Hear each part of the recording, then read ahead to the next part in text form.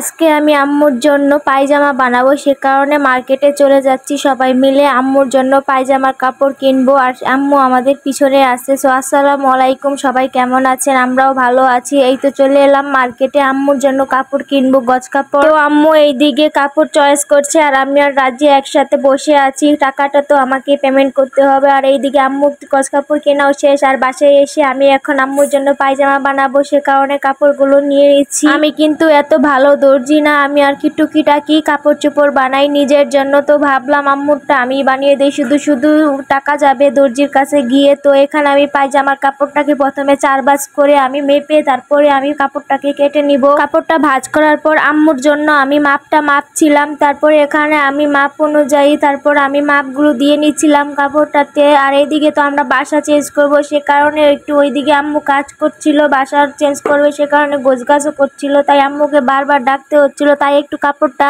মাপ দিতে দেরি হচ্ছিল। আপনারা যদি চান যে পায়জামা কিভাবে কাটতে হয় এটা নিয়ে একটা ভিডিও বানাতে, তাহলে আমি আপনাদের জন্য এই ভিডিওটা বানাবো। এখানে প্রথমে আমি হাইয়ের মাপটা নিচ্ছিলাম। হাইয়ের মাপ নেওয়ার পরে যেহেতু আমি কুচি দিয়ে পায়জামা বা কাপড় বানাবো, সেলোয়ার বানাবো, সে কারণে আমি হাইটা পুরোটাই নিচ্ছিলাম। আর এখানে আমি পায়ের বোড়ার মাপ দিয়ে নিচ্ছিলাম। ফোন দেখে দেখে কাপড় বানানো শিখেছি, আমাকে কেউ শেখায়নি। তো এখানে আমার মনে হয় যে আমাদের প্রত্যেকটা মেয়েরই কাপড় বানানো, নিজের টুকিটাকি কাজ করার জন্য এগুলো কাজ শিখে রাখা প্রয়োজন। আর এছাড়াও আমি সেলাই কাজ পারার সাথে সাথেও আমি একজন ফ্রিল্যান্সার, গ্রাফিক ডিজাইনার এবং ডিজিটাল মার্কেটিং এর কোর্স কমপ্লিট করেছি। আপনারা চাইলে আমাকে ইনবক্সে নক দিতে পারেন। ইনশাল্লাহ আলহামদুলিল্লাহ আমি সোশ্যাল মিডিয়ার সমস্ত কাজ পারি এবং আমি খুব ভালো ডিজাইন করতেও পারি। আমি একজন গ্রাফিক ডিজাইনার, এটা আমি গর্বের সাথে বলতে পারবো যে আমি একজন গ্রাফিক ডিজাইনার। তো কথা বলতে বলতে আমার পায়জামাটাও কাটা হয়ে গেল। তো একটু ভুল বাড়তি হয়েছে, কারণ আমি একটু ভুলে গেছিলাম। তারপর আমি মোবাইল দেখে দেখে আবার ঝালাই করে নিই, যেহেতু আমি